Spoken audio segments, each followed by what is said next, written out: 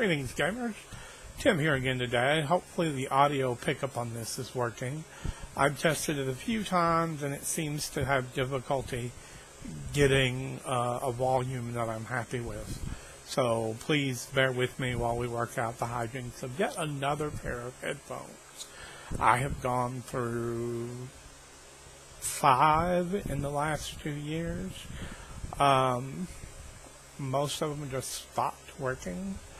And I've tried several different brands that didn't work, as well as a pair of wireless ones that worked for a while, but they didn't work at first, and then they worked for a while, and then they didn't work again.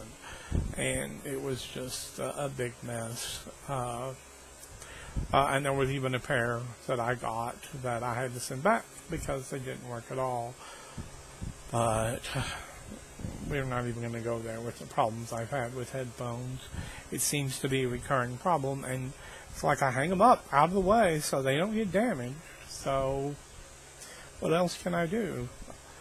Anyway, today is August 16th, and I'm behind today on Game a Day for August.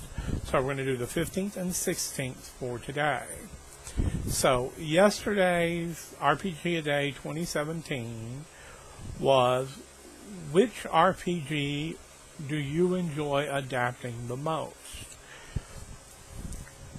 That's not a very complicated question because I can name on my hand the number of RPGs that I've used for things other than their intended purposes. And that comes down to 2. I don't adapt a whole lot anymore. I usually pick an RPG that does what I want it to do before I begin, rather than spending a lot of time adjusting to genres and specific twists in the rules that I feel are necessary to fit the type of gaming I'm wanting to do. So I pick an RPG that is the best from what I'm familiar with to do a setting, and so I don't do as much modification anymore. But back in the day I did a lot of modifying, a lot of playing, and the most common one that I used was Big Eyes Small Mouth 2nd edition. And it's a shame we have lost that game. I know a 3rd edition did come out, but unfortunately, I just felt it went too far in overcomplicating things, while Besm 2E and 1E kind of shot from the hip and gave you a lot of flexibility. 3E tried to balance that. And there's something to be said for trying to control balance in a rule set that's meant to be fairly fluid and adaptable, because there are all sorts of genres that Big Eyes Small Mouth was meant to be able to emulate. Becomes a problem because you have to pick a default genre that the rules are working for and go from there. And I have the same problem with GURPS in many ways. I enjoy GURPS. Do not mistake me. I enjoy Besm 2nd edition. And I tend to compare Besm 3E to GURPS. And that's not saying that Besm 3E was bad, just the opposite. But I have GURPS, or I did at the time. I had GURPS. It did what GURPS did, and I didn't need another game that did what GURPS did. I needed what Besm 2E did, which was more free-flowing and shoot from the hip and open, and didn't care if you abused it left and right to twist it to fit a particular genre or another. In fact, it was built with that purpose in mind, with scaling skill costs based on the genre you were using. And that helped out a lot because it gave you tools for basically running any genre, and there are some very good genre books produced for it. Centauri Knights was a particularly good one. Rpgaday was a particularly great one, and now you can get that Rpgaday as a system, all systems, basically a systemless source book that could work with just about any game system with a little work. Although it works really well with Rissus, which, same author as your reader, Rissus. So, of course, that would be very compatible systems. Now, that's about it. I have not adapted a lot of other games. I mean, it is possible, and I have done so here and there. I have adapted action games, military games, for horror games. I have adapted horror games for more comedic purposes because specifically failure rate was pretty high in the particular horror game I was using, and so it became a comedy of errors whenever we played it. These days, if I'm going to be adapting a game at all to some specific idea, I'm going to be using Fate or Fate Accelerated Edition because they're open to genre monkeying. They're built so that I can monkey with the internals quite a bit, and that works especially well for me is because it is built to be a tool set. And there are times when I have not been particularly happy with tool set games. I did not look upon favorably on Fudge in many ways. And I think a lot of that was because it had not quite reached the level of gelatinous, amorphous, free shooting from the hip that I wanted to get. It was still trying to, in many ways, fit in to old school, not necessarily old school, but older school games. But Fate works for me, Fate Accelerated Edition especially, but I'm not often using other people's games these days. I do. I mean, I enjoy them. I've been looking for a science fiction game for a very specific kind of science fiction play, and I haven't found one that works for me. So, I've even asked around, how do these two games, these two rule sets compare to each other? What's good about each of them? No answers. So, and there are a lot of good sci-fi games out there. It's just fitting that very tiny niche within a niche, with the left-handed screw that's backwards. It's like, that's what I'm trying to do with it, and it's hard to find something that's pre-built that will get in there and do it.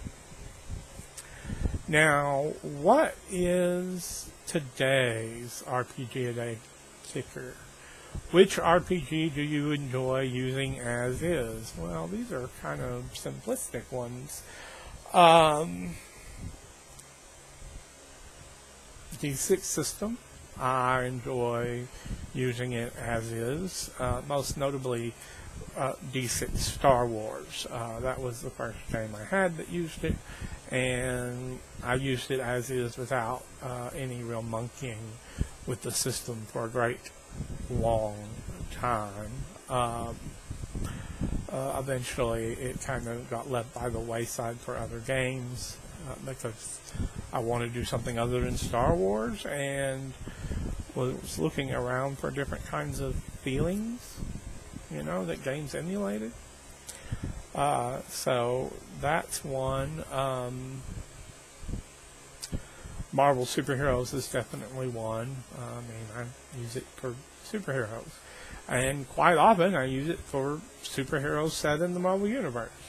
Often I'll set it in another universe, but I use it pretty much as it's written.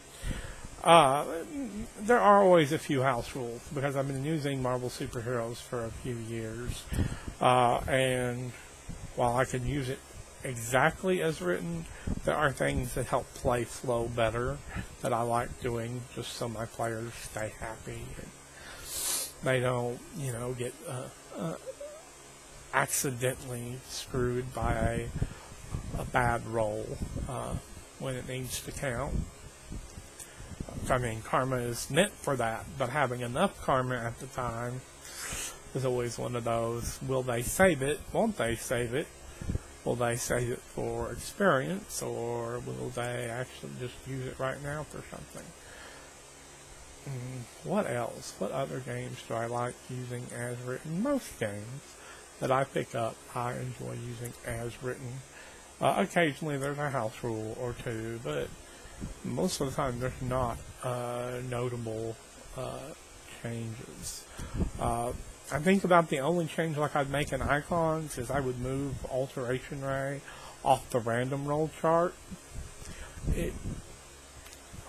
Alteration Ray as written, is kind of one of those powers that I don't see often heroes having or using.